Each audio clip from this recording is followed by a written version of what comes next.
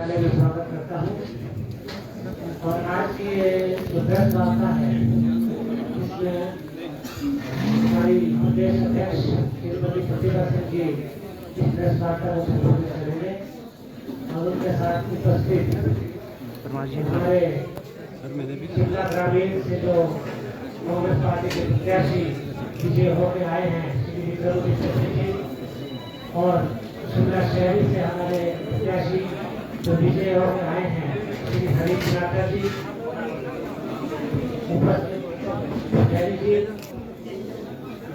और सभी प्रेस मित्रों को और कांग्रेस पार्टी के जितने भी यहाँ पे हमारे वर्कर्स है, कार्यकर्ता है, कर्मठ कार्यकर्ता है, जो सबको सबकी ओर से प्रतिभा सिंह जी को बहुत बहुत बधाई देता हूँ जो आज ये शानदार जीत कांग्रेस पार्टी की हुई है, जिसके लिए इन्होंने रात दिन मेहनत करके जो है आज इस मुकाम पे आए हैं। तो इन विधानसभा चुनाव के जो नतीजे आए हैं उसके बारे में आज के प्रेस वार्ता को संबोधित करेंगी। तो मैं प्रतिभा सिंह जी को बोलता हूँ कि वो प्रेस वार्ता को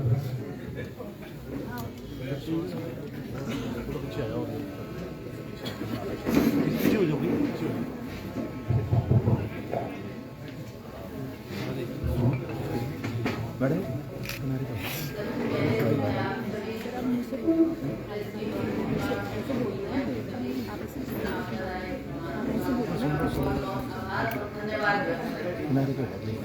आज हम ये जो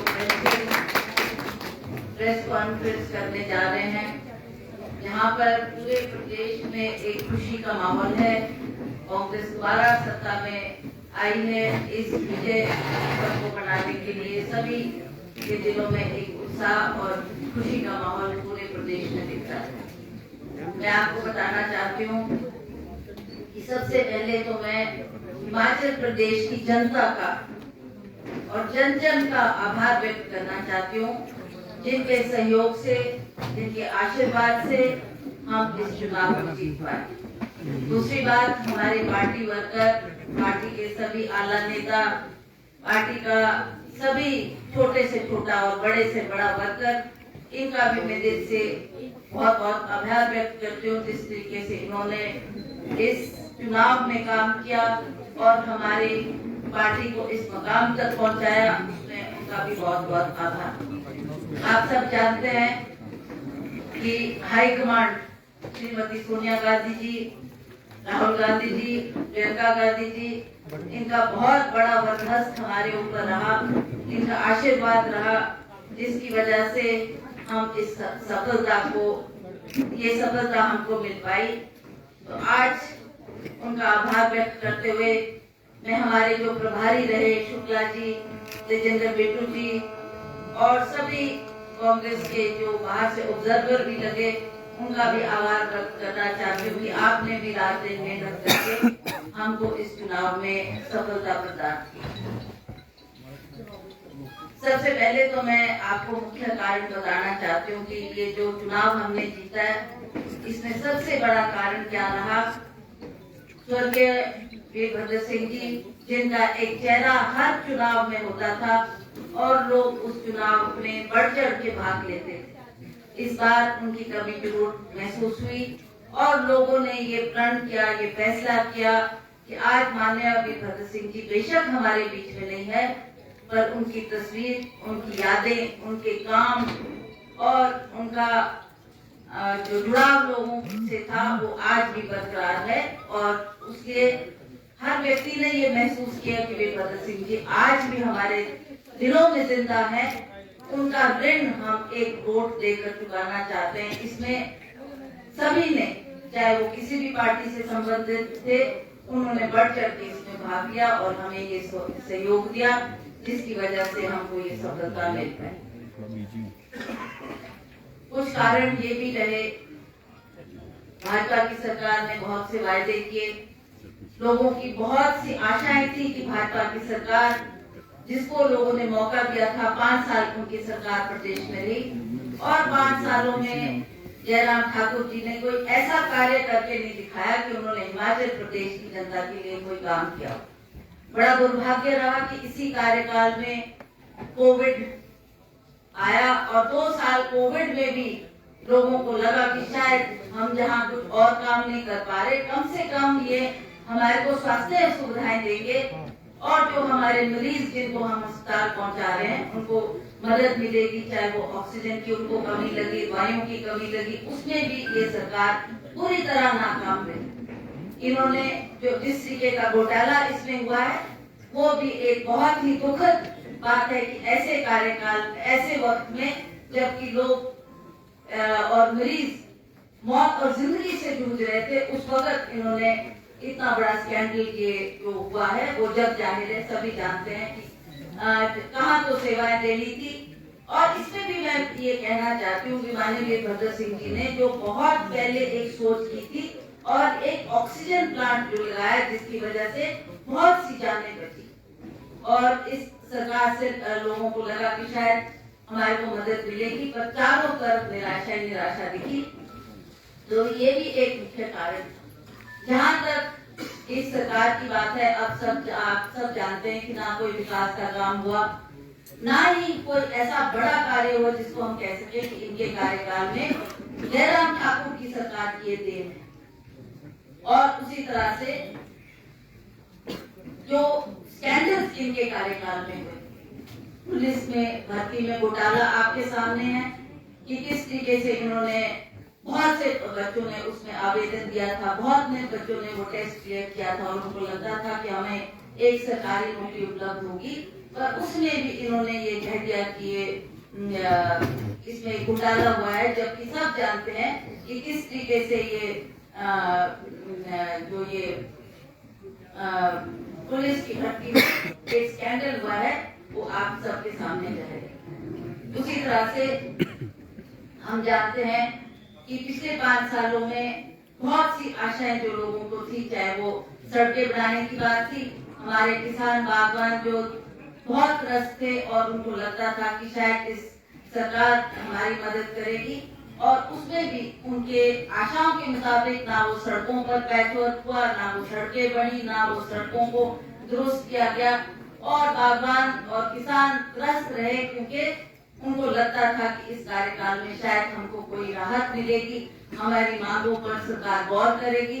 कहाँ तो गौर करने की बात, और इन्होंने जीएसटी लगाकर, चाहे वो आपके खाद्य पदार्थ में का, चाहे वो स्प्रे में, चाहे वो सेब की पेटियों में, चाहे ट्रे में, इस तरीके से जीएसटी लगाकर आज सारे बागवान निराश थे। उनका भी एक मुख्य कारण रहा कि उन्होंने भी ये कहा कि इन्होंने कुछ करके नहीं दिया, अब हम कांग्रेस को वोट देंगे, कांग्रेस की सरकार बनाने में मदद करेंगे, कांग्रेस की सरकार आएगी तभी हमारी आशाओं को हम सफल कर पाएंगे। तो ये कुछ चंद सी बातें थी जो इनसे नाराजगी का कारण था। महंगाई आप देख रहे हैं कि महंगाई यही बीजेपी की सरकार कहती थी, यही प्रधानमंत्री जी ने अपने वक्तव्य में अपने मुख से कहा कि अगर आप मुझे मौका देंगे, जब ये प्रधानमंत्री जी बने थे तो उन्होंने कहा जब मेरा वक्त आएगा तो मैं ये 450 का सिलेंडर इसकी दाम घटाकर आपको महंगाई कम करके दूंगा। कितनी बार प्रधानमंत्री जी का दौरा यहाँ पर हुआ, पर एक बार भी उन्होंने कोई महंगाई कम करने की बात नहीं की। उन्होंने ही कहा था कि मैं 2 करोड़ बच्चों को पूरे भारतवर्ष में रोजगार प्रदान करूंगा, और आज देखिए आप 8 साल बीत गए, इन 8 सालों में 16 करोड़ बच्चों को रोजगार मिलना चाहिए था, उसमें भी हमारे नौजवानों को निराशा ही हाथ लगी। तो इस तरीके का कार्यकाल इनका रहा, इससे बहुत निराशा लोगों को हुई है। और जहां तक कांग्रेस पार्टी की बात है, कांग्रेस पार्टी ने पहले भी हिमाचल प्रदेश में काम किया है, और माननीय वीरभद्र सिंह जी जब मुख्यमंत्री थे तो उन्होंने अपना जीवन का अधिकतर समय हिमाचल विकास के लिए दिया है और बढ़ चढ़ के यहाँ के काम किए हैं। जिस क्षेत्र में भी वो गए, जिन्होंने भी मांग की कि हमको स्कूल की कोई कमी है, 10+ स्कूल चाहिए, कॉलेज चाहिए, और वो अग्रिम में पैसा भी उसके लिए उपलब्ध करवा देते थे। As soon as he announced कि I was giving a 10+ to a college, and he would give the money also and say कि आप you go ahead, तो तुरंत वो काम हुआ करते थे। और आज आप देखेंगे कि लोगों ने कंपैरिजन किया, लोगों ने ये देखा कि हमने बीजेपी को भी मौका दिया, बीजेपी की सरकार भी बनी, पर इनके कार्यकाल में ना कोई काम आगे बढ़े और ना ही कोई बात ऐसी हुई जिससे हम इस सरकार को दोबारा रिपीट करने का मौका दें। तो मैं समझती हूँ कि इस बार हमने ओपीएस की बात की, ओल्ड पेंशन स्कीम को लेकर एक बहुत बड़ी निराशा लोगों के दिल में थी कि भाजपा के लोगों से हमने बार बार आवेदन किया, भाजपा की सरकार से आवेदन किया कि हमको ओपीएस लागू करके दे, पर हमने कहा कि अगर भाजपा ने नहीं किया तो हम आपको, हमारी सरकार बनेगी तो ओपीएस भी हम आपको लागू करके देंगे। और महिलाओं को जो अपना घर गृहस्थी चलाने में बहुत सी दिक्कतें आ रही है बढ़ती हुई महंगाई के कारण, तो हमने उनको कहा कि हम हर महिला को हर माह 1500 हमने उनको धनराशि देने की बात की है। और उसके अलावा हमने नौजवानों को, जो कि आज की डेट में भी 65,000 वेकेंट पद पड़े हैं, तो हमने कहा हमारी सरकार है कि हम इन पदों को भी भरेंगे और हम नए आयाम स्थापित करेंगे जिससे हम अपने नौजवानों को रोजगार प्रदान कर सकें। और भी हमने कुछ बातें जो मैनिफेस्टो में की है, मैं आपके माध्यम से ये कहना चाहती हूँ कि जैसे ही हमारी सरकार बनेगी और हम इन कामों को लागू करेंगे और तुरंत से तुरंत इस पर कार्रवाई की जाएगी। मुझे याद है वीरभद्र सिंह जी भी सबसे पहला काम यही करते थे सरकार बनने पर कि जो मैनिफेस्टो में बातें दी गई है सभी अफसरों को, अधिकारियों को बुलाकर निर्देश दिए जाते थे कि 5 साल के अंदर अंदर आपने काम पूरे करने हैं और 5 साल के अंदर वो काम पूरे किए जाते थे। तो हम भी ये प्रयास करेंगे कि हमने जो वायदे किए हैं उनको भी हम 5 सालों के अंदर अवश्य पूरा करेंगे। अंत में मैं आप सबका फिर से बहुत बहुत आभार व्यक्त करती हूँ और हमें खुशी है कि इस सरकार को बनाने में आपका भी बहुत सहयोग रहा। आपने भी अपने मीडिया के माध्यम से, अखबारों के माध्यम से ये हमारा मैसेज घर घर तक स्प्रेड हुआ, जिसकी वजह से हमको ये मैंडेट मिला। प्रतिभा जी, मुख्यमंत्री कौन होगा, इसको लेके बार बार सवाल उठ रहे हैं, तो अभी तक ये तय हो पाया कि मुख्यमंत्री कौन होगा, क्योंकि अलग अलग नाम जो है सामने आ रहे हैं।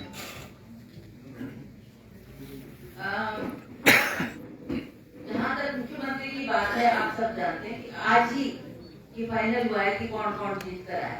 जितने भी विधायक जीत कर आए उनसे हम बैठक करेंगे। हमारे ऑब्जर्वर जो दिल्ली से भेजे गए हैं, छत्तीसगढ़ के सीएम है, हुड्डा जी है, हमारे प्रभारी होंगे और अन्य लोगों का जिनकी ड्यूटी हाई कमांड ने लगाई है, उनके साथ एक बैठक की जाएगी और जितने भी विधायक होंगे वो अपनी अपनी बात करेंगे कि हम किसको देखना चाहते हैं एज सीएम चेहरा। बैठक कहाँ होगी? बैठक कहाँ पर होगी? सारे जो एमएलए हैं वो शिमला आ रहे हैं, क्या है? तो चंडीगढ़ होगी। This is, I think you're taking it the wrong line. But why we have chosen Chandigarh? Because Chandigarh is a central place for everybody. Somebody coming from Kangra, somebody coming from Una, somebody coming from Sirmaur, somebody coming from tribal areas, from Chamba. For them, reaching Simla would take double the time. But seeing the time factor, we have considered we will all sit down in a common place and we'll decide, we'll sit with the central leaders also, and what they say, we will discuss amongst ourselves, and whatever we come to a consensus, that we'll bring forth and we'll put it in front of High Command and then let the High Command decide. Ma'am आप पूर्ण बहुमत से जीते हैं, लेकिन सुबह से इस तरह की खबरें चल रही हैं कि विधायकों को रायपुर लेकर जाया जाएगा या राजस्थान लेकर जाया जाएगा, आप खबरों का खंडन करते हैं? देखिए, ऐसी बात नहीं है। Why would we take any विधायक to रायपुर? आप लोगों का शायद वो उदाहरण है कि रायपुर, गोवा में ऐसा हुआ, उत्तराखंड में ऐसा हुआ, और स्टेट्स में ऐसा, पर हिमाचल में ऐसा कुछ होने वाला नहीं है। हम अच्छी मत से जीत कर आए हैं, 40 कैंडिडेट्स हमारे जीते हैं। There is no such thing कि somebody will defect the party and go to the। तो क्या सभी एमएलए शिमला आ रहे हैं? ऐसा भी कुछ है कि शिमला आ रहे हैं? नहीं होते, जिसको सेंट्रल पड़ता है, अब जो रोड का जीता है, he will definitely। विधायक दल की मीटिंग कहाँ पे होगी, कहाँ पे और कब होगी विधायक दल की मीटिंग? देखेंगे ना, अभी 3-4 बजे तक तो इसका रिजल्ट पूरा होगा।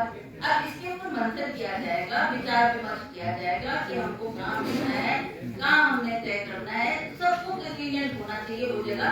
So that's why I think Chandigarh is chosen because it is central for everybody. अभी अभी तक तो जब फाइनल रिजल्ट हो गया ना तब उनको मैसेज आएगा and then they will talk.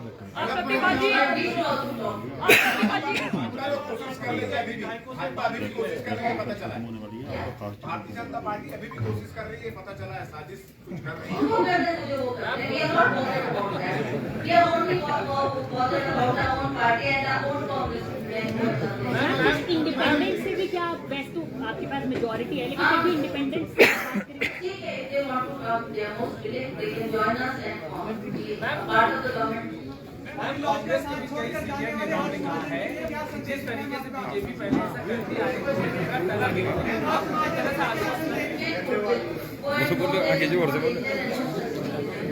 Pratibha जी देश ने कांग्रेस का प्रदर्शन देखा, इसके लिए आपको बहुत बहुत शुभकामनाएं। और जो मंडी में आपको नुकसान हुआ उसको कैसे देखते हैं? अभी मैंने बोला ना आपको कि इन बातों में मंथन किया जाएगा, सोच ली जाएगी कि वाई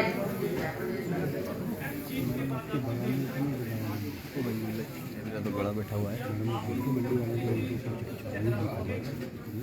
मैंने सबको कांग्रेचुलेट कर दिया। मैंने एक बार बोल दिया ना बोलो ये भी पूछना मतलब आप सीएम उसमें